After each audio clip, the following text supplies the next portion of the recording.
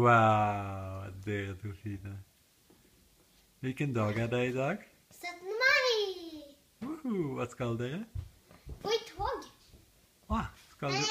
Jeg vet hvor. Jeg vet ikke hvor den 17. mai-dagen feires. Det er bare et sånn... Den går sånn tjo-tjo. Nei, pappa tuller med deg. Ja. Alle tuller med meg. Det er sånn at man går,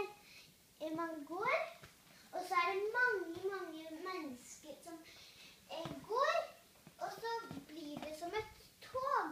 Så man går i tog. Skjønte du, Milla? Det er mange mennesker som går, og så blir det samme vei.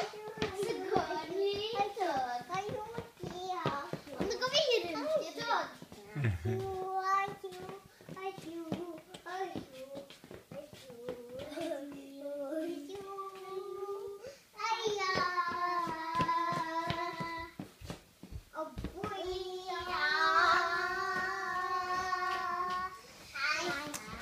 Hallo, mamma!